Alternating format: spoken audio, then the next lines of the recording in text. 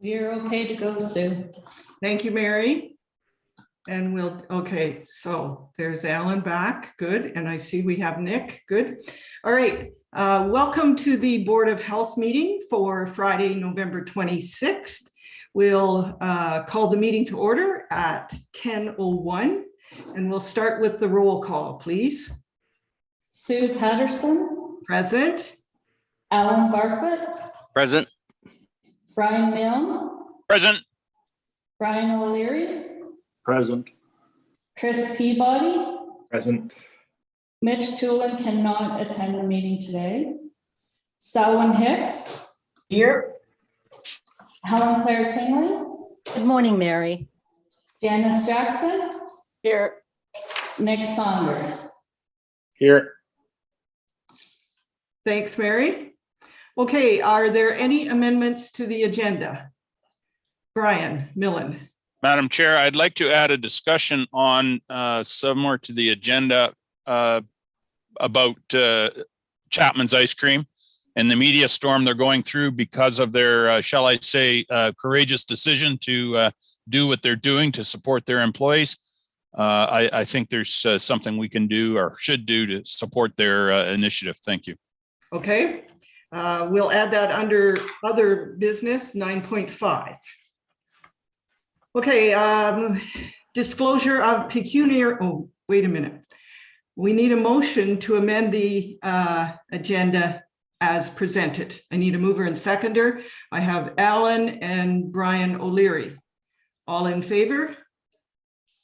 That's carried, thank you. Is there a disclosure of pecuniary interest or a conflict of interest? And of course, if one should arise during the meeting, you may declare it then. Item 5 is adoption of the minutes. The first one is Friday, October 22nd. That was our regular board meeting. I need a mover and seconder to adopt those minutes. Helen Claire and Brian Millen, all in favor? Thank you. Of course, if there's any discussion, please let me know. The next items 5.2, 3, and 4 are the executive committee meeting minutes, and they were all to do with reviewing and updating the policies. So I'd like one motion to cover those 3 minutes. A mover, Alan Barfoot, a seconder, Helen Claire, all in favor? That is carried, thank you. Item 6 is correspondence and news releases. And we'll start with the correspondence. Dr. Era. Thank you, Madam Chair. We have 8 correspondence in this meeting. The first one is from Huron-Perth Board of Health, and the correspondence is a letter to the Ministry of Health asking for making vaccination mandatory for all staff working in long-term care and retirement homes and agencies across home and community care. And the recommendation there is to receive the 2nd and 3rd and 4th and 6th correspondence are related to funding. They are from different boards of health. All of them are letter to the Minister of Health, the Ontario Minister of Health. And the first one is from the North Bay Parry Sound District Health Unit Board, and they're asking for making funding available for different initiatives in 2022. And the 3rd correspondence is from the Southwestern Public Health Board, again asking for financial support to public health, specifically allocating the support to resumption, catch up, and recovery for the program that have been on hold for the 20 months pandemic time, and increase the base funding. And increasing the base funding for public health has been in a couple of these correspondence. And the recommendation for these 2 are to receive, since we already have endorsed and supported similar initiatives. The 4th correspondence is from Windsor Board of Health, a letter to the Minister of Health of Ontario. And the recommendation here is to endorse, and it's a similar to the previous one, but the period of time is between 2022 and 2024 to have a stability in ensuring that there is base funding for recovery and supporting public health services. Number 6, and I apologize, I'm jumping between them just because of the subject, this funding is from Algoma Public Health, and the board of that health unit directed the letter to the Minister of Health also, and calls on the Ministry of Health to commit to increased base funding similar to the ones before. And so those were the correspondence related to funding. Number 5 is a letter from the Board of Health, Peterborough, to the Ontario Minister of Health. And it's a letter supporting previous, endorsing a previous correspondence from the City of Hamilton, calling on the ministry to emphasize the importance of local public health versus regional, and our board had endorsed the same messaging before. And the final correspondence is from Windsor-Essex Board of Health, and the board calls on the Ministry of Health to recommend opening the Immunization of School People's Act to include COVID-19 as a designated disease. There are certain benefits for that initiative, but at the same time, there could be the orders in place for the emergency capture actually a bit wider from that benefit. So all in all, the recommendation here to receive, and I will keep the board updated if there are different initiatives or different requests to amend the act in a way that might have more teeth to the process of immunization. But at this point, I recommend receiving this correspondence. So, Madam Chair, in summary, all of them are to receive except number 4, endorse, and it is stability of funding for public health for the coming 3 years. Okay, thank you, Dr. Era. Any discussion? Seeing none, okay. I'll ask you to go on to the news releases, and then we'll come back for a motion. So we had, Madam Chair, 13 media releases over the past 4 weeks, and most of them are related to the COVID response and immunization. There is one specific one for boiled water advisory for the municipality for Lion's Head. There was a water main break, and the response from the municipality and the fire department, the CEO, in my estimate, they did a great job in managing the communication and the risk in a very short period of time. The incidents happened around 10 p.m. and by 10:30, everybody who needed to know high risk, whether it's hospital or family health team or other partners, were informed, and public health, of course, participated in some communication there. The next day, they went door to door to actually deliver the notice of boiled water advisory. It was completed by 11 a.m., which is a tremendous amount of work, and I commend the fire department and the municipal staff and leaders on that. Any questions, Madam Chair, on the releases? I'll be more than happy to answer. Okay, thank you. Any questions for Dr. Era? Brian Millen? Thank you, Madam Chair. It's not a question, it's just a comment. I wanted to thank Dr. Era and his staff for taking the time to organize and provide the seasonal flu vaccine to myself and Chris. And I don't know if anybody else took their time to go up and do that, but I sure appreciated it. So thank you, Dr. Era. Okay, good. Okay, so back to the motions. We need a motion for item 6.14. This is to endorse the correspondence from Windsor-Essex County Health Unit about funding to support recovery and catch up over a multi-year period. So I need a mover and seconder, Alan and Selwyn. All in favor? That is carried. Thank you. Then we need a motion to approve the remaining correspondence and news releases as presented. So I need a mover and seconder. Chris, thank you. And Helen Claire, thank you. All in favor? That is carried. Good. Item 7 is the Medical Officer of Health update. The first one, 7.1. Dr. Era, your update. The floor is Thank you, yours. Madam Chair. Thank you, Madam Chair. And Madam Chair, if I may say thank you to the board members who received the vaccine. And I know other people participated and took the vaccine earlier than that event. And thank you all for leading by example. So the presentation today, Madam Chair, my update is twofold. One is on the one of the program related to recovery, and there is part of the update is related to COVID. So we'll start with the recovery one. Healthy Baby, Healthy Children is one of the programs that we deliver in Grey Bruce. And if we can go to the next slide, please.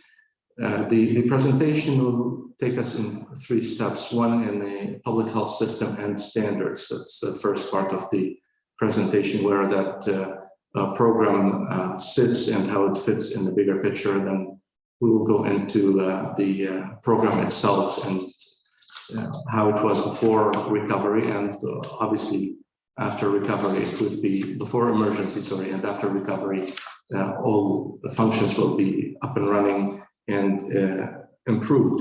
And it's worth mentioning that we did not slow down the processes for this program. Rather, we changed them to adjust to the emergency, and the Ministry of Children Services commanded our team on the delivery of this program during the pandemic. If we can go to the next slide, please. It's a rather useful slide, in my opinion. It really shows where the public health system sits in the general system, and you would see it, the circle on the right, the small circle, and it overlaps with the healthcare system. It overlaps with individual factors that affect health, and the 3 of them makes the health system. But this whole entire health system functions within political and social system, and it interacts with it. And public health, when done right, it can enhance the operations of all these systems. And the Healthy Baby, Healthy Children actually is a good example where you would see the interaction with these different systems in the next slides. If we can go there, please. This is just a slide from the bigger picture where the emergency part of it is recovery. And recovery usually extends over a year or 2, and doesn't mean that it is going to be all about the emergency, rather how we can adjust our operations in different programs to align and prepare for the next emergency. And that will be in the prevention and mitigation. And hopefully the next emergency would not be in years from now, but it happens, there will be the full-blown response and other parts of the cycle. So in the pandemic, in the COVID-19 pandemic, we were in response, we moved to recovery, the Delta variant came back in, and we switched gears to go back to response.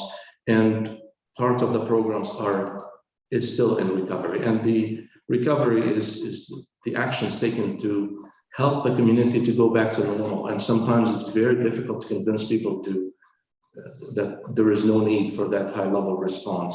When the capacity of the Healthy Net or any agency that's responding to the emergency is strengthened enough to deal with the number of cases or the negative results of the pandemic, whatever they are, whether it's hospitalization or healthcare system response. If we have enough capacity to deal with it, the emergency definition is not met there. And if I can go back to it, the definition of emergency is when the resources are exhausted, the local resources are exhausted or imminently exhausted. So again, recovery is a definition that expands over a period of time, and actions related to the emergency actions related to other programs need to be aligned and communicated. And we were doing, to the best of my assessment, a really good job balancing that. So if we go to the next one, and those are the public health standards in Ontario, and you look at foundation standards below, and the program standards in the yellow or orange. And it's rather busy, but if we can focus on the top right of the yellow, there is a family health and child health. And all these standards affect each other, especially the foundation with the program, but that's where that program sits, child health and maternal health and family health. And if we go next, this is, I was told a long time ago by a mentor that all models are incorrect, but some of them are useful. This one is very useful, and the key point in it is in the middle, health equity. In anything we do, according to this model, we need to visit health equity, and whether it's in community capacity building on the right, or institutional change, whether internal to the health unit or to the healthcare system, policy change up top, all of them and whatever between them, the programs and the services need to visit health equity. And I can go into a granular example. If I can go to the previous slide, please. You look at the foundation standards, and the top of them is population health assessment. This is a function that's wide, that's done usually every few years, not every year. And it captures what the community needs health-wise. And you can trickle it down into the, or in this graph, trickle it up into the program standards, and you go to different categories. And if I can go granular into something that I was reading about the other day, which is unique, it's not new, but it really brings what equity is. Most of us think that equity is just a disadvantaged group or the disadvantaged community. And that's true, but it can touch base on many things, including when we have traffic lights installed in a municipality, on any street. And usually it is an improvement if we don't pay attention to the details and work with the planners to look at the window of time of the light turning from red to green. Everybody looks at the traffic light and it's great, new, everything's painted, it serves reducing accidents, but you might find an elderly person who limits their transportation, limits their trip to that light because the window of time was too short for them to cross comfortably without having to rush and possibly injure themselves. And it was an example, if I may, a neighbor of mine in London, an older person, and I used to just see him walk every day. And there is a really nice part of that trail he never walked over. And one day I asked, and he said, it's a traffic light. I cannot feel safe to cross it. So back from that granular level, this bigger picture, this graph, this foundation standards can be very influential over the health of the community in many, many ways that are not easy to count. If we can go 2 slides further, please. So healthy baby, healthy children, there are 2 slides for objectives. As you can see, optimal, the goal is to optimize physical, cognitive, communication and psychological development of children, and that's a given or intuitive. You look at another goal, and it is a system goal. It's to coordinate and integrate system services to support the child development and the family well-being. There's also parents' healthy relationship with the bonding relationship with the children, between the parent and the children, and within the family itself is another thing that this program addresses. If we can go to the next slide, it's the second of the objectives. In this program, also we look at outcomes of abuse, trauma, development delays, and other potential issues that might affect families in queer groups, and we try to prevent them early on, or at least mitigate them if they're identified, to break the cycle of poverty and break the generation of childhood full of adverse child development. The acronym is in the previous slide, if you can go back to it, sorry.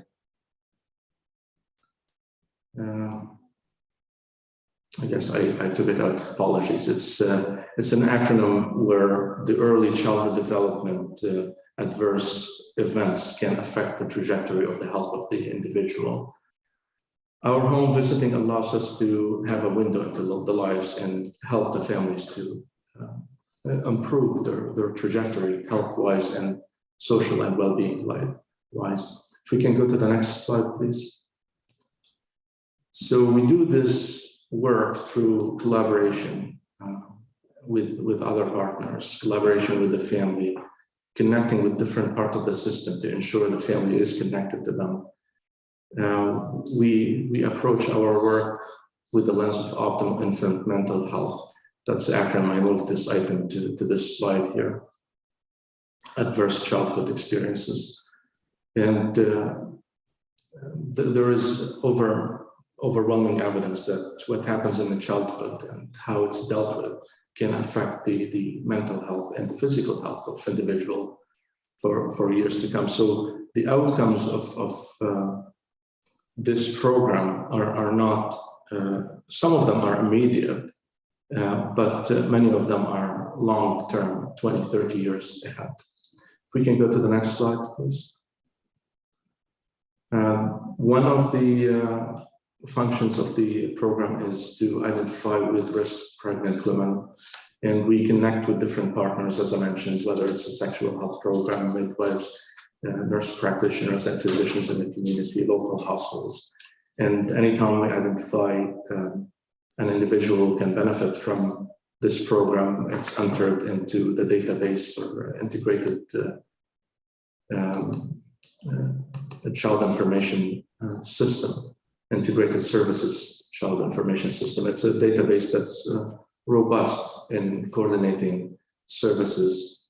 And we complete a follow-up and we provide resources. One of them is educational program that is quite mobile friendly and has audio and visual. And obviously our staff would follow up as well if there is need for different methods of delivery of information.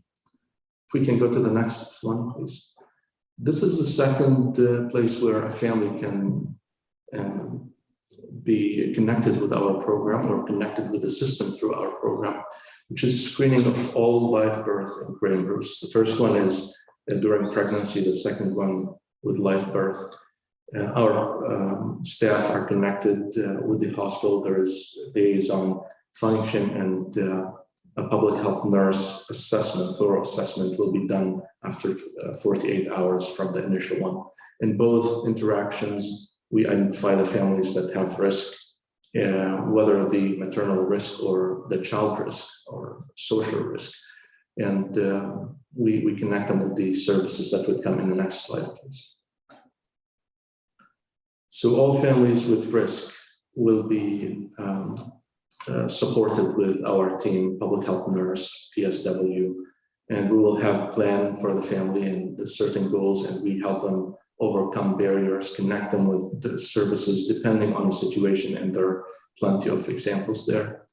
And if we can go to the next one, thank you. We identify also the children at risk, whether it's developmental risk or other. And we promote the 18-month well-being visit. It's a specific visit to primary care that can identify certain developmental issues early on. And we provide specific assessment, NIPSing development screening that can be completed by parents and identify certain red flags, if any. If we can go to the next one. I mentioned this earlier, and it's really core.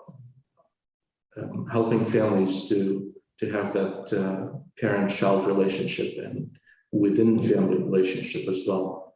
And there are different tools that can support the families in all this. And there's obviously database that we can look at trends and see if the community requires certain approach that's different from the current one we always develop. And the next slide would show the last 2 points. We're connected with the system locally, and we're connected with the provincial system, and their Public Health Ontario can provide us with the tools to do more research on trends and how we can address it, whether it's innovation locally or whether it is depending on the literature, what else is happening worldwide to implement best practice. So additional support with the community comes from supporting or connecting the family to whatever services it is, whether it's a library or specific health services. And if we can go to the next slide, I believe it's the question slide. Open to question as always, Madam Chair. Thank you, Dr. Era. Are there any questions for Dr. Era? Brian Millen? Thank you, Madam Chair. Dr. Era, I have absolutely no doubt that this is a tremendous program and it's well received in the community. My question is, how do we measure the impact of, or the magnitude of the impact of this program in measurable terms, I guess? Or is that even possible? I don't know. Dr. Era? Through you, Madam Chair, measuring outcomes or measuring process are the two main ways to address interventions in public health. And you're correct in that it is not easy. If we look at an example that's totally different, is car industry, and that really would lead us to the answer that I'm going to provide. You look at two main categories: process indicators and outcome indicators. Process indicators could be how much time it's taking to build a car, and what's the cost for developing a vehicle, how much time, how many visits can be done in this program, and how much time spent with the family. What's the satisfaction rate from the provider or from the family? All these are process indicators. And the outcome indicators is easier in other sectors. We can see how many cars are produced, how long the car would run without any issues, or the safety profile of the vehicle, the comfort profile. Is similarly, but not as easy to identify, just because people move and people have different factors in their life that can complicate the outcome. We look at indicators similar to how many of these children would require our follow-up, and for how long, and the satisfaction of the family in the long term. The developmental indicators are captured through epidemiology, through other programs as well. Again, it's not very clear-cut to connect the work with one family to the general outcome in the public.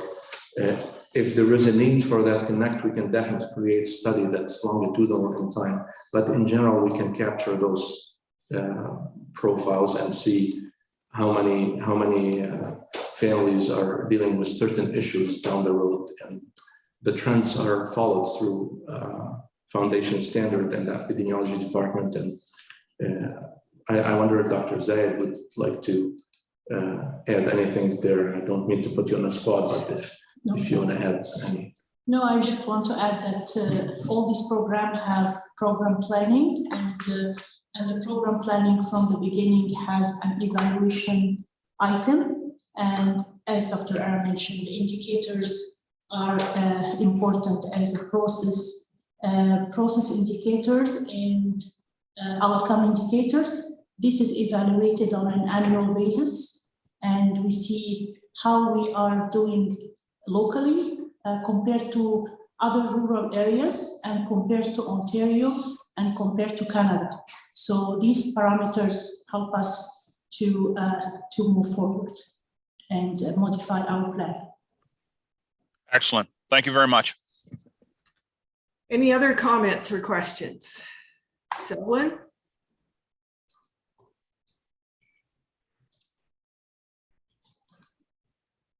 May I, Madam Chair? Yes, please go ahead.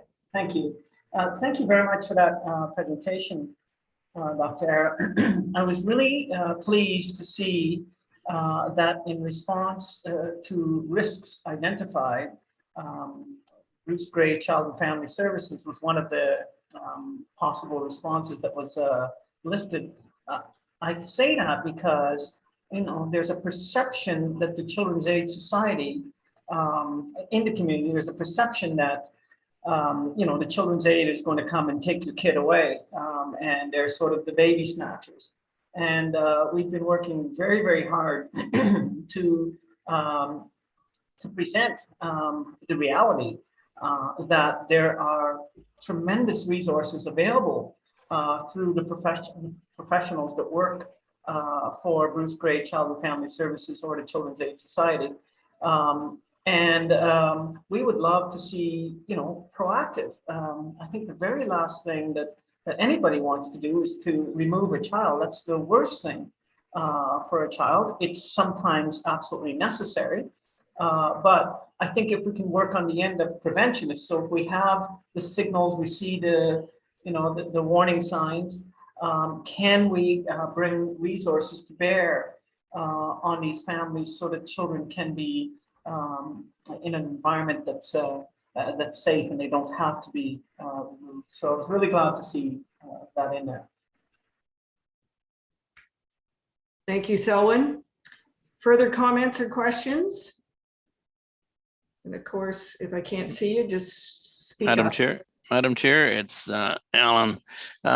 Question through you to Dr. Era. So for a first-time mother, are they referred to this program through their pediatrician, or how would they be aware of this program? Dr. Era? So there are two ways for referral or for connecting with the program. One is through referral. If the healthcare provider identifies one of the areas that could be risk that could be mitigated, for example, a single mother, low income, or a combination of different aspects. If there is a potential development issues with the child, even if the family is well equipped or of high socioeconomic status, well educated, it could be very well a challenge. So that could be a referral from the healthcare provider. The other one is through a live birth. Anytime a child is born at the hospital, an assessment will be done to identify those risks, and those risks are not could be related to social aspects, could be related to the child or the family itself. Okay, thank you. Helen Claire, I saw your hand. Yes, thank you. Oops, thank you, Madam Chair. A lot of high-risk families belong to vulnerable groups, and sort of adding to what my colleague Buck was speaking about earlier, many of those groups have not necessarily had positive experiences with formal social systems, institutions, and agencies. With equity at the center of public health, I wonder, Madam Chair, if Dr. Ara would be able to speak specifically about how that equity lens intersects with the need to help rebuild trust, or sometimes to create trust when it's multi-generational, in the very systems that are required in high-risk family situations. Dr. Era? Thank you for this question. It is really core. That's why I had that extra slide about the equity in the center. It applies to all levels of intervention. It starts with the policy itself about this program. It is geared towards disadvantaged families, the whole program. I believe 10 years or before, there was a visit to many families, whether it's high risk or not. Now especially with the limited resources to public health without increase in the funding, it is tailored only for families that are high risk.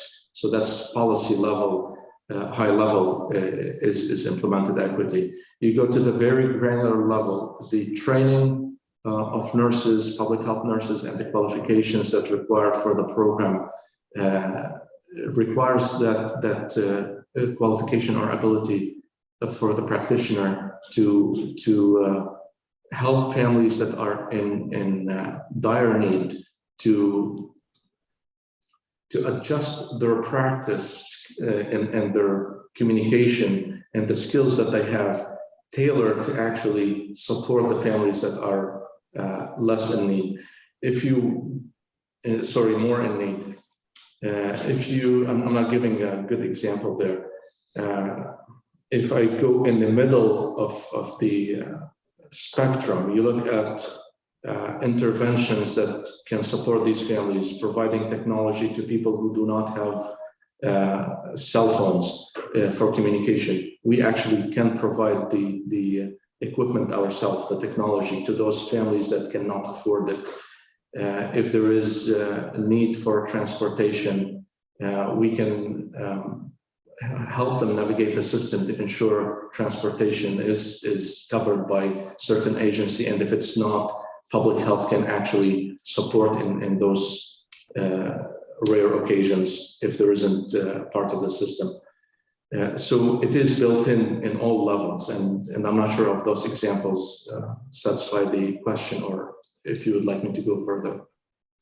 Helen Clare, a response? Madam Chair, yes, if I may have a follow-up. I'm hearing very clearly that certainly ideologically, public health is geared to equity.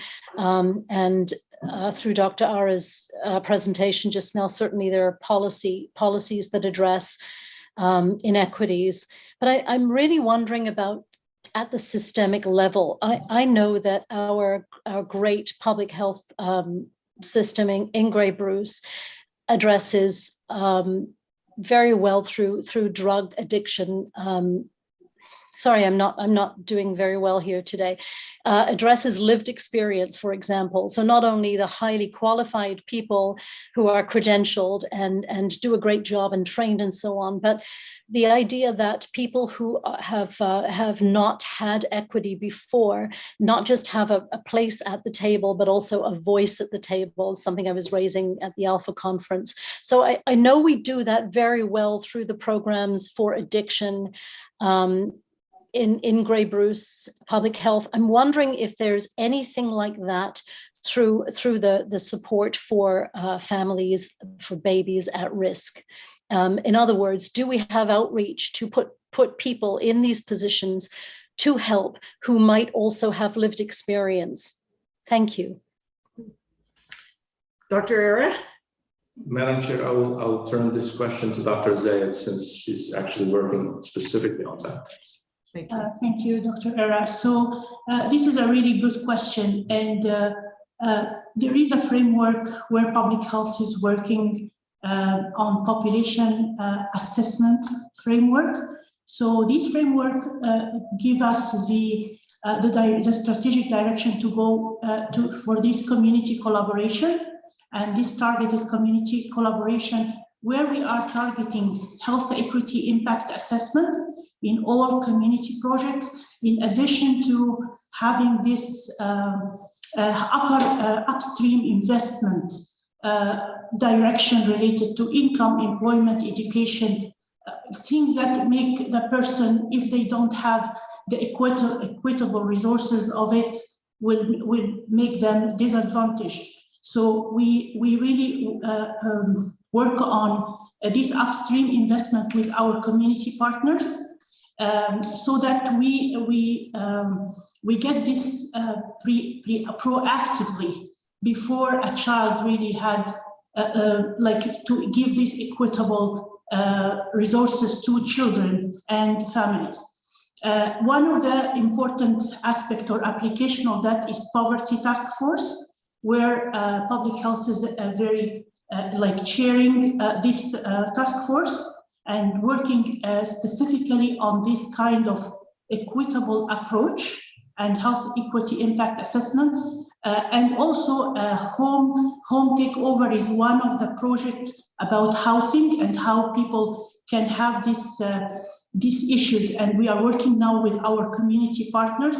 In addition to community partners, part of that will be related to people who are having these problems or undergoing this problem and their stories, and it is an integral part of that work. So stories and experiences is really a very important part that are integrated in this work.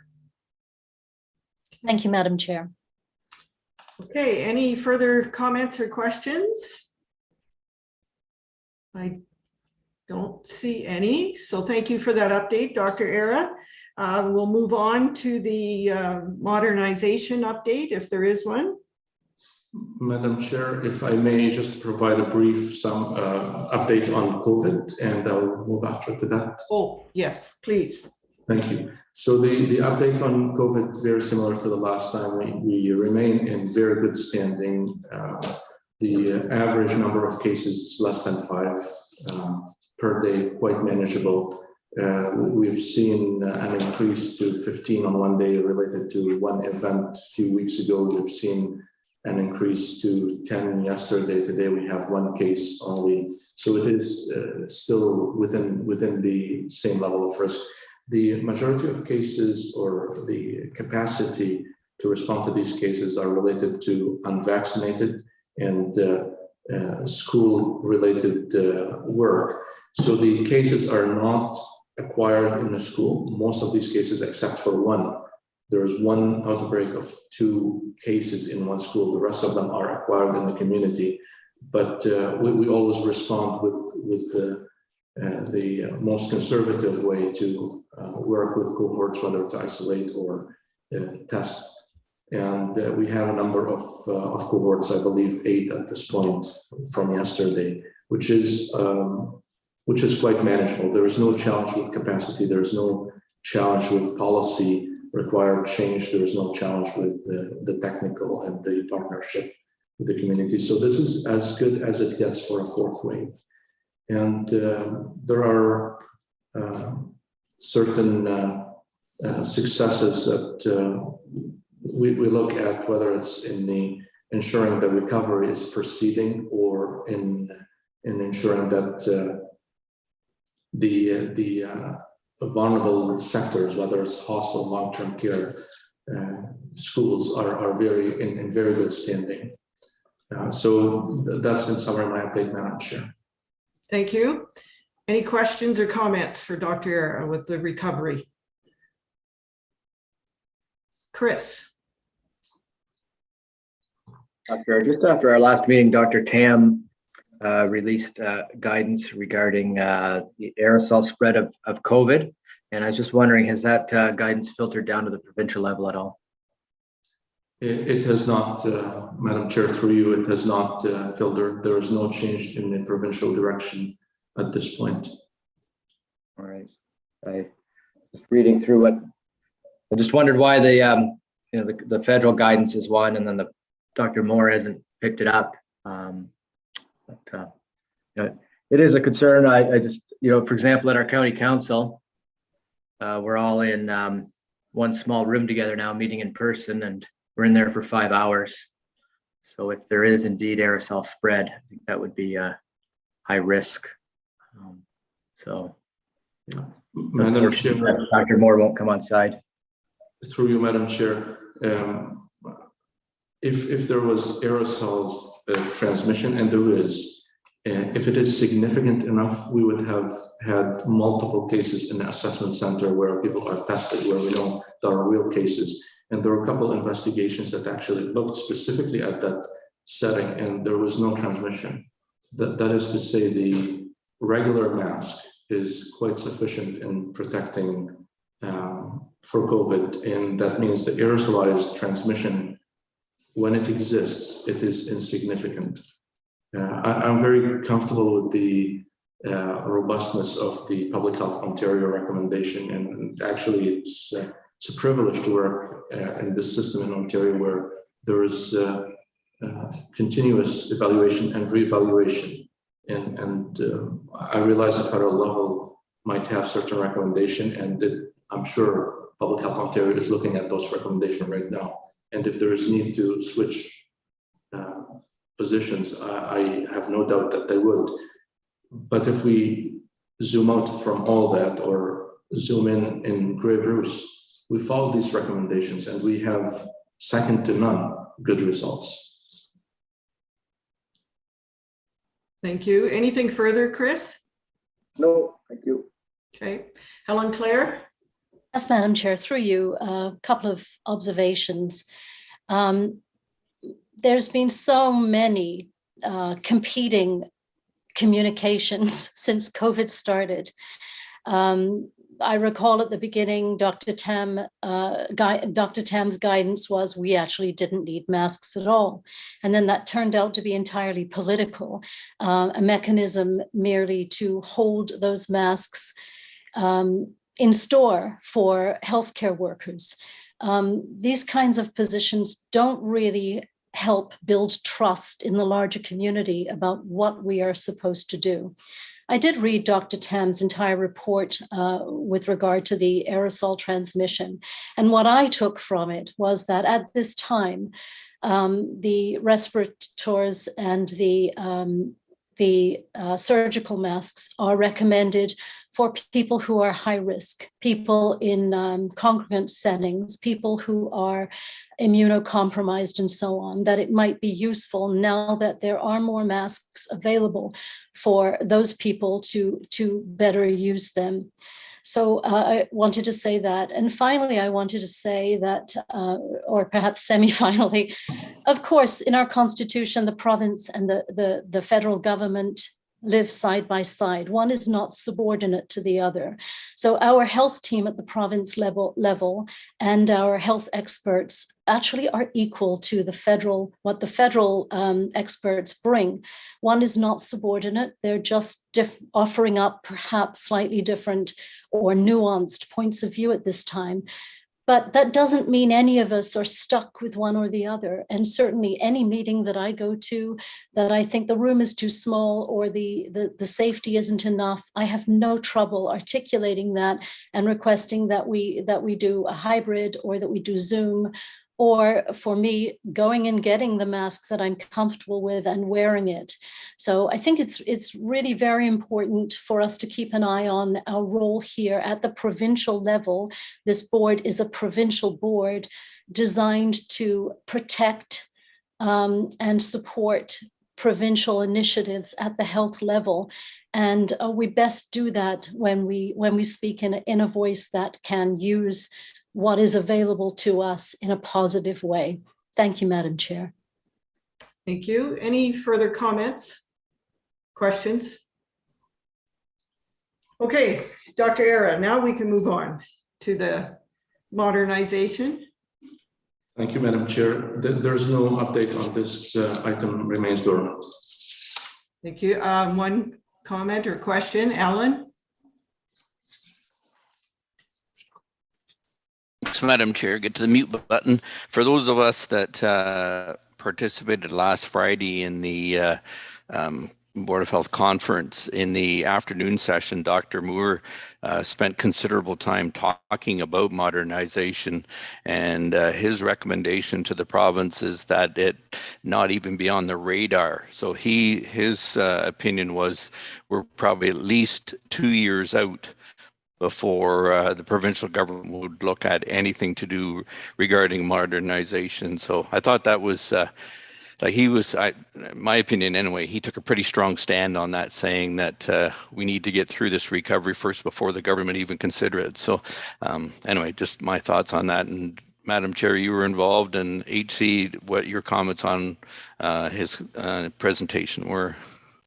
I agree. He was very direct and said now is not the time to be even thinking about modernization. Recovery is the focus. Helen Claire?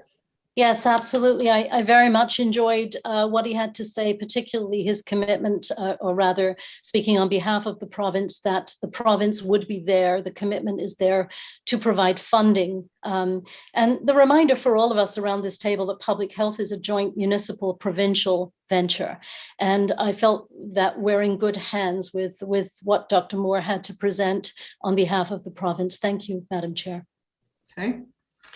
Okay, the opioid situation, Dr. Era.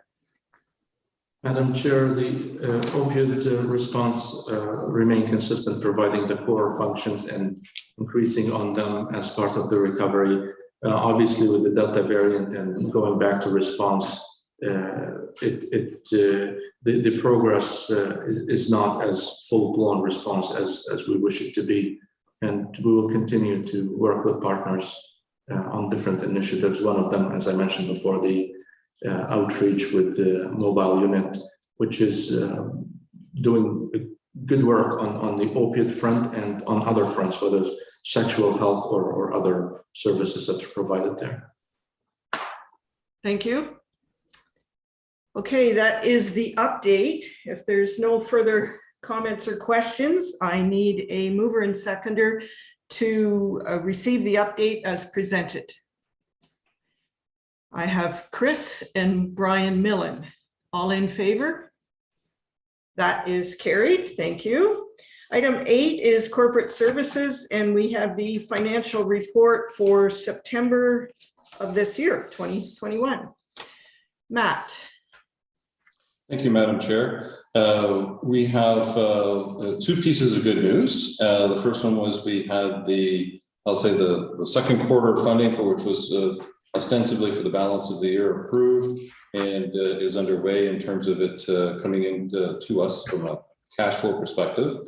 So that really, I think, carries us to the end of the year, although we have both Q3 and Q4 still to go through. So if we need to do any further adjustments, those will certainly be available to us.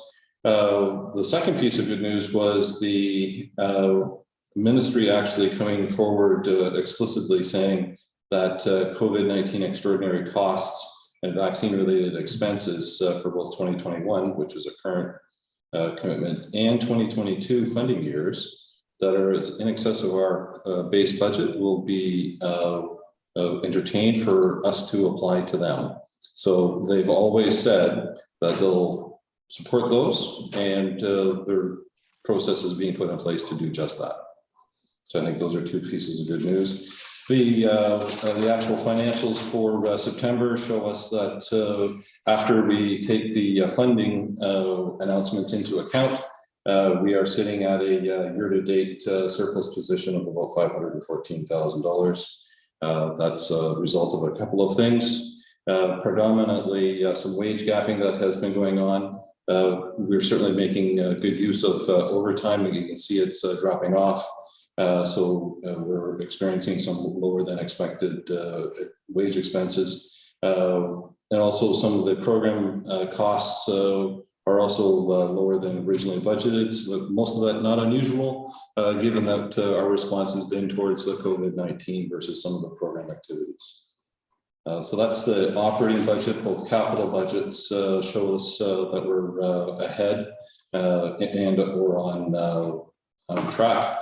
And the last piece is the COVID-19 time tracking. As I said earlier, it shows that it's dwindling down. I think that's also a response to lots of our own activities on the case and contact management being very successful, and some of the activities that as we're organized slightly differently to do the vaccine rollouts. That's my report. Open to questions. Thank you, Matt. Brian Millen, then Helen Claire. Thank you, Madam Chair.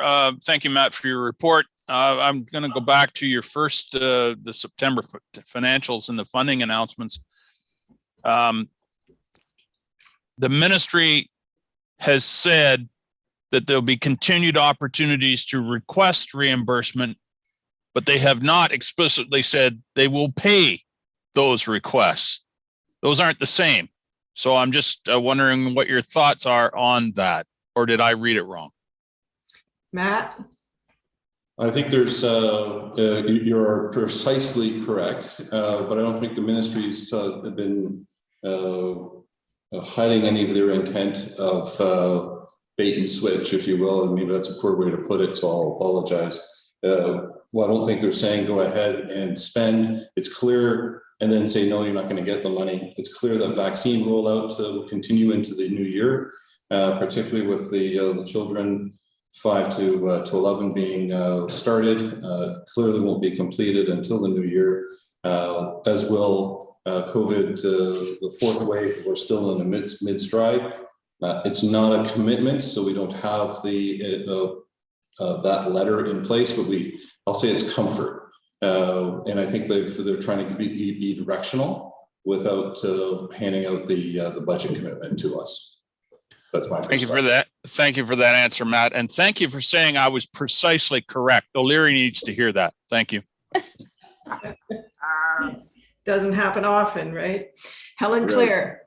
Yes, Madam Chair, thank you. Through you, I know we're not out of the woods yet with COVID, but it is great to see the need for overtime has stabilized as the COVID threat diminishes. And I know it was very, very difficult last year to see the amount of overtime that was being spent. And I just am knocked out by how well the health unit under, again, Dr. Ara's leadership has responded where necessary to what we've needed in time, whether last year that meant upping the overtime. You know, we need to spend money in order to get ahead of it, which we've done. The Grey Bruce Health Unit has performed very, very well during the 2 years that we've been under threat. But now also to see that as that threat is coming down, that we can see the alignment with the overtime costs. I just wanted to make that point. Thank you, Madam Chair. Thank you. Anything further? Madam Chair. Yes, Dr. Era. I would like just to emphasize one point there, that although there was overtime and overtime for multiple staff managers and their CEO, myself, the total spending for the health unit relative to other health units has been actually a success. We went 7% of our own budget versus my knowledge, and I don't know if there is a comparison document, some health units went over 50 or 70% of their own budget. So the financial management of the organization is something we all can be proud of. Very good. Thank you. Okay, so I need a mover and seconder to receive the September 2021 financials as presented. Brian O'Leary, and I see Selwyn. All in favor? That is carried. Thank you. Item 8.2 is the risk assessment update. Matt.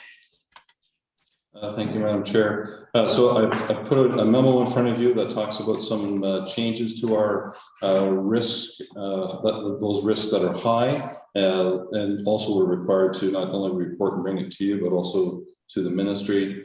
So two changes of note. The first one is a significant removal, and that is risk number 4. That's a government or governance and organizational risk, and provided some background as to why it fell off. It reduced from high to substantially lower, and largely that's good relations. In the continuing work of the health unit on that side. The other importance was, and well, I've listed as two fours here. I apologize for having 2 that are number 4. It is the last one. It is the financial. The addition of the including of recovery efforts as part of the ongoing COVID-19 response was added to the funding pressure. increasing the impact from 4 to 5 and also increasing likelihood from 3 to 4. It still sits on the register, but its overall impact is growing some. And I think it's the mitigation processes are already being implemented, and that's about communication with the ministry and advocation with the ministry for appropriate funding. Thank you, Matt. Comments about the risk update? Questions? Okay, that is received for information. All right, we'll move on. Item 9 is the provincial appointment update. Dr. Era. Thank you, Madam Chair. We received the good but expected news that Mr. Alan Barfoot's position as a provincial nominee has been renewed for 2 years. So congratulations to all of us and to Alan. Good to hear. 9.2 is the completion of the orientation training. Dr. Era, were you going to comment on that? Certainly, Madam Chair. We had a session of orientation, the annual orientation for the board, and the session covered the different aspects and functions that the board governance members would need to have. In my opinion, this was a thorough session, and it was well perceived, my understanding from the group. Yes, it was. All right, review of policies is 9.3, and I hope you had a chance to review. There was 19 policies on the extranet, the drive with the health unit.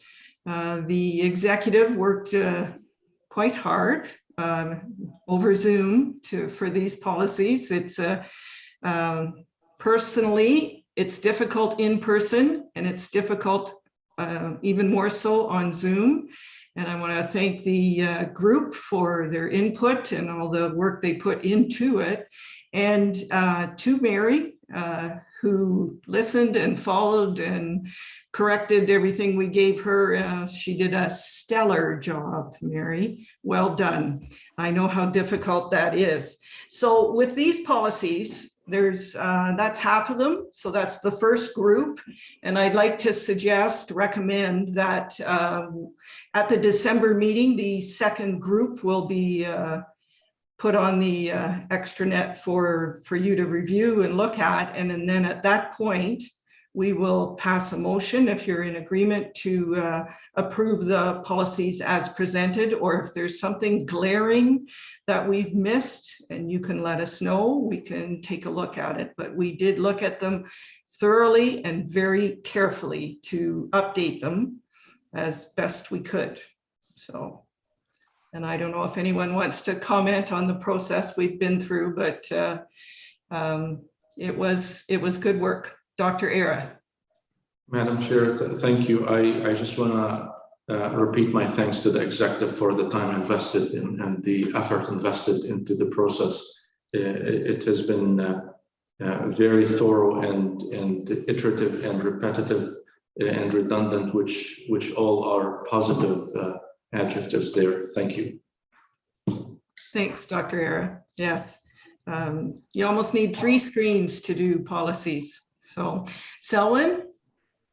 Thank you, Madam Chair. I just want to extend my thanks as well. I can tell you it took quite some time to look at those policies, and I wasn't involved in the creation of the policies. I can well imagine that it took you folks a great deal of work to put together what's there. Yeah. So thank you. So as I said, that's half of them. There's the second half will be coming for December, and we'll try and give you enough time to read them over and take a good look at them. Then we'll put a motion on the floor to receive them as presented at that time. Helen Claire?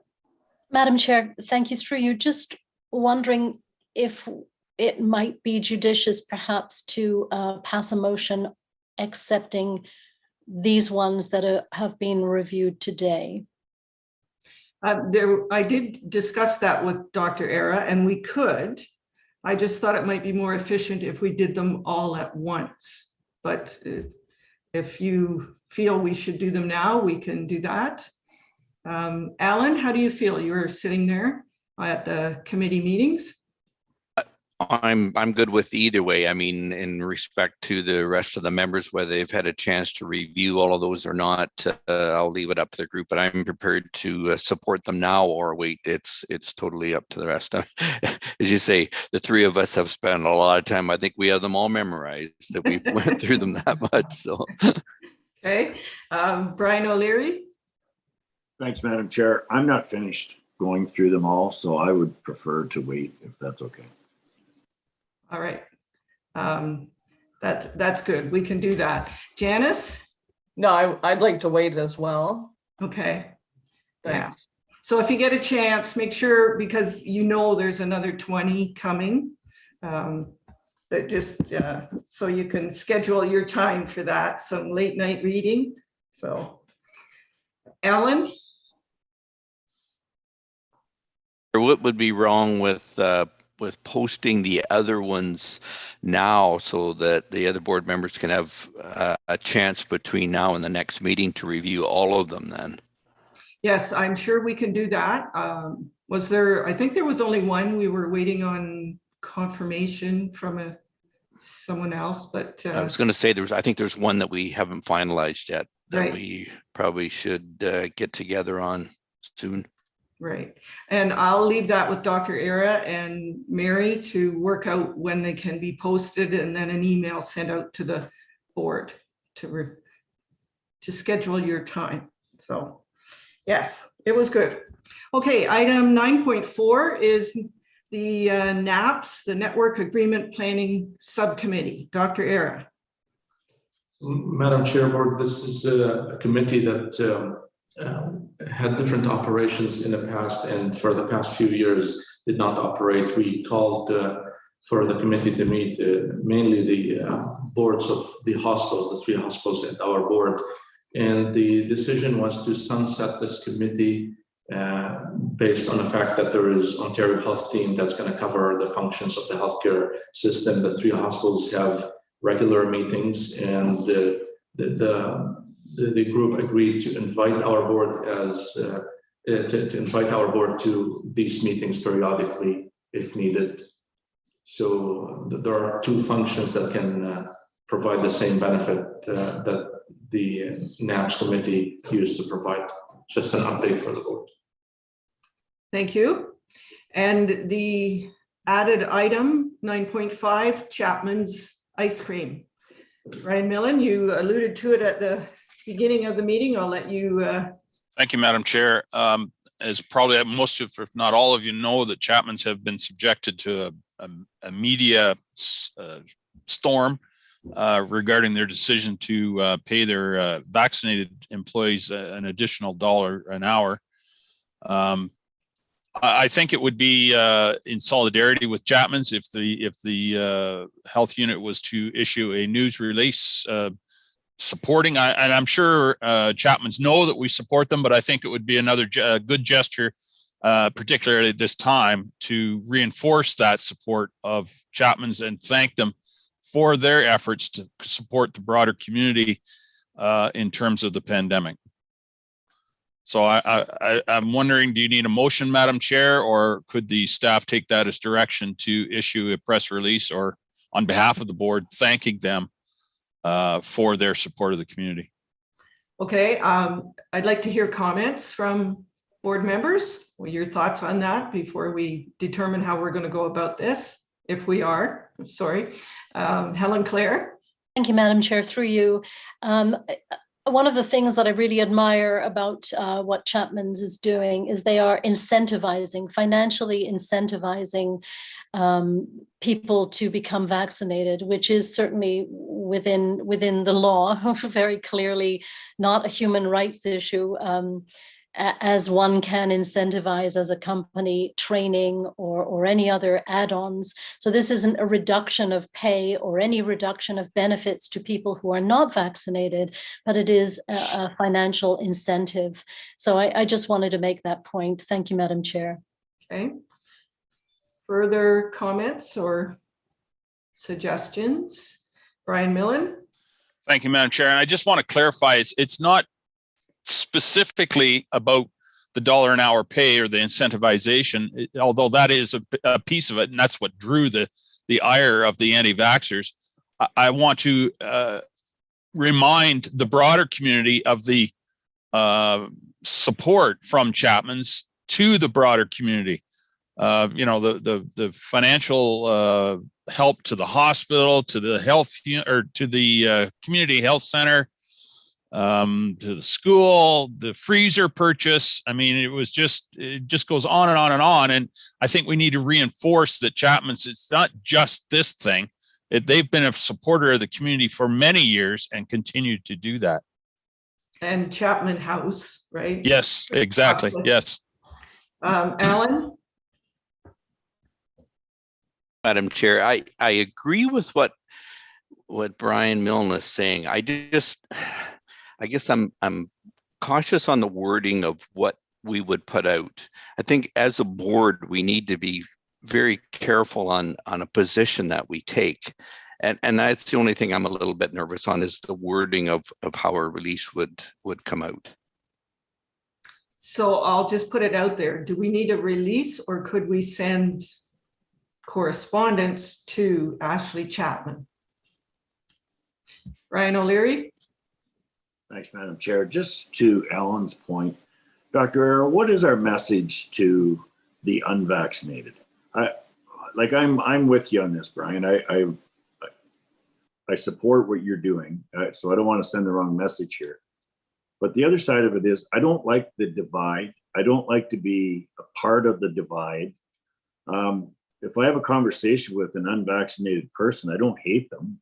I dislike the decision that they made, but I'm just wondering where we're going when we start. I don't know. Are we dividing it more? Are we causing more trouble than we're trying to accomplish here? Or what are your thoughts about, how we approach an unvaccinated person? Dr. Era? Thank you for the question. I can see 3 points there to address. The first one is the question itself about our position with the unvaccinated. We encourage all unvaccinated people, we invite them to invest some time to look at the safety and efficacy and make a decision that is most suitable for them. And so we definitely don't want to be pointing the finger to any group. And this is something I repeated throughout the pandemic. It's a very slippery slope to redirect the hardship that comes from the pandemic to individuals or to groups, whether it is the decision makers, whether it's the medical officer of health, the visitors to Grey Bruce, the Amish and Mennonite, and the unvaccinated. It is very similar. So our direction or our recommendation is to encourage people to learn about the safety and efficacy. Nevertheless, I can really see the difference between this issue and the need to communicate about the support or the role that Chapman's has played. And I can see that in 2 different points that actually opposing each other. One of them is our organization is a public entity, and we don't promote any one business or any one private company. And we're consistent with this. I receive on weekly basis certain emails to say, can you put recommendation about our business for a dietitian? And we can't. We put organizations that are academic or government organization recommendations, Public Health Agency of Canada, Public Health Ontario, or a university study, maybe we can reference that. So that's one position, but at the same time, at the other hand, I see that Chapman's, similar to many partners in Grey Bruce, have been instrumental to the success we had, whether it's private organizations like, or private like Bruce Power, or public organizations like counties, municipalities. Chapman's input, whether it's the freezer purchase or the offer to provide their entire fleet to the province.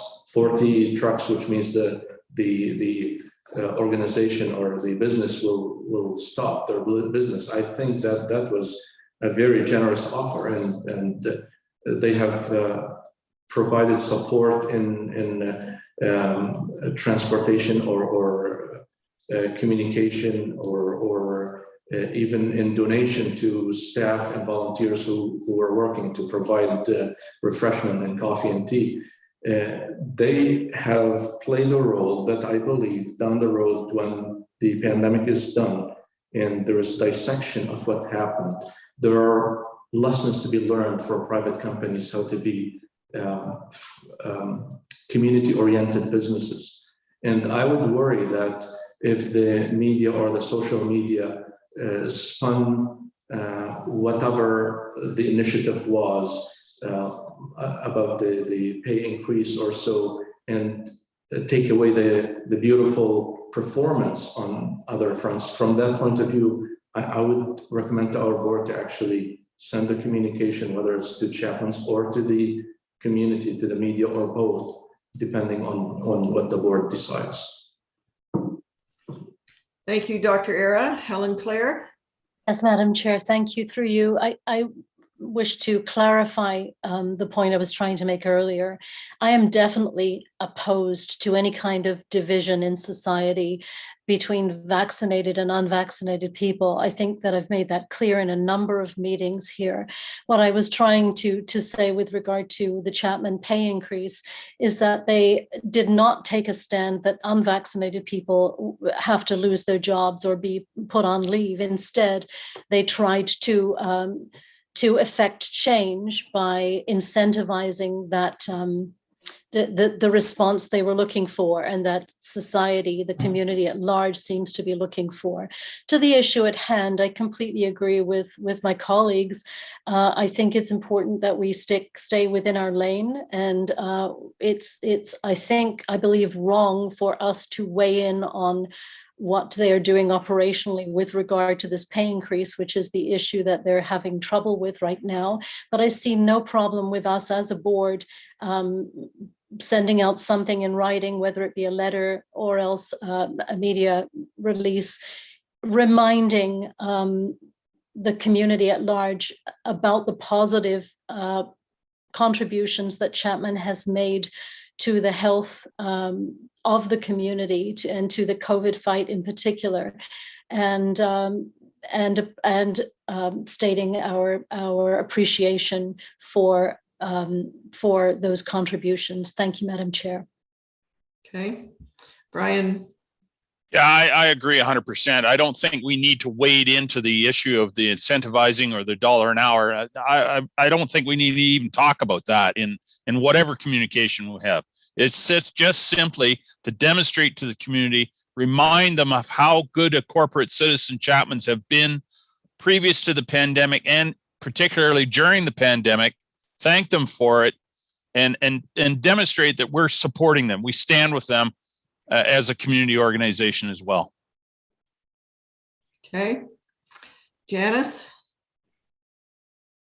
Thank you, Madam Chair. I mean, they're clearly above and beyond everyone else in the corporate world. I mean, they've done outstanding work. So, I mean, I could definitely see sending something out that's, thanking them for their ongoing support and dedication to the health and well-being of our community, because it goes way back.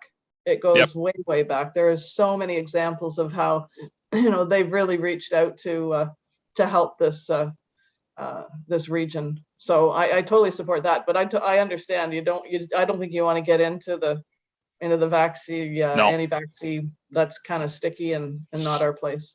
Right. We do have 2 thumbs up from Nick. Thank you for that, Nick, in support of it. Brian O'Leary. I just wanted to say, words matter. So I just the way you explained it, Brian, I'm all for that. Okay, so that's twice today he's liked me. That's incredible. I didn't say I liked. Okay.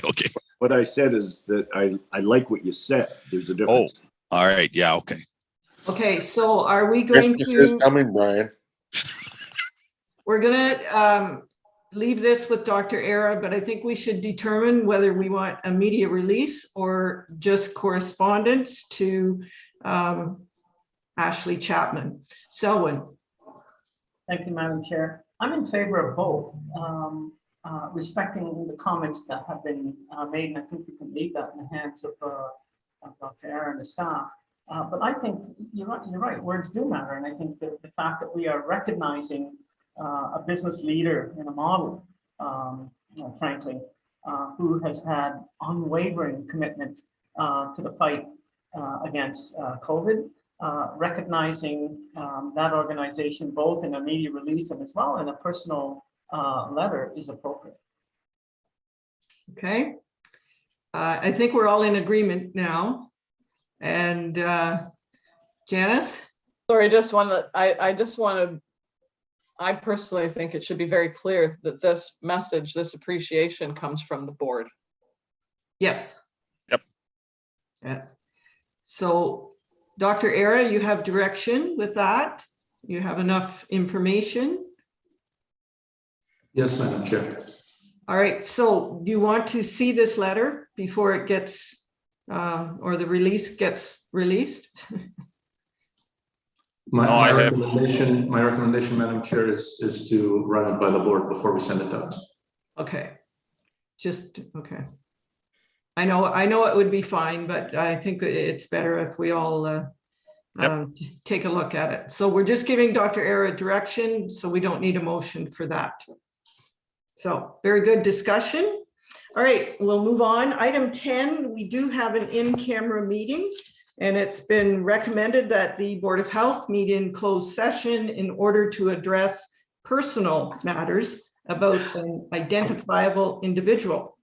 So I need a mover and seconder to go into closed. I have Alan. See you later then. Have a good meeting, folks. Thanks, Nick. Thanks, Nick. Take care. Alan moves it and Brian O'Leary second. All in favor?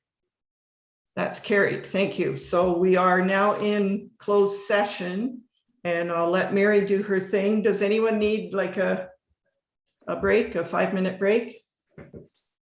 I got one thumbs up, so let's take 5 minutes. Mary can stop the streaming and we'll be back at 11:28. I love these phones.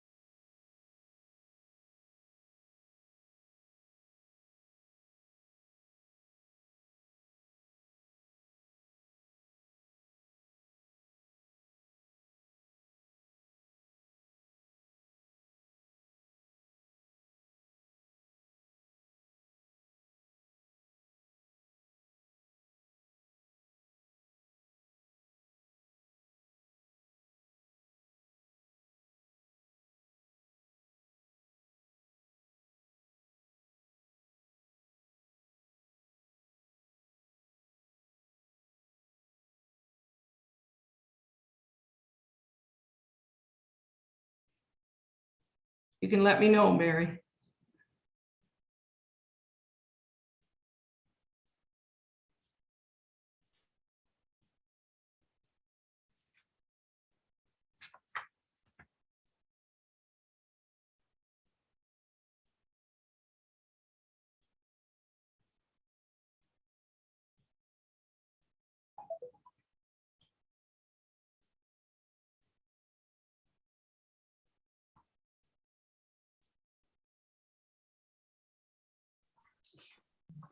Okay, Thank you, Mary.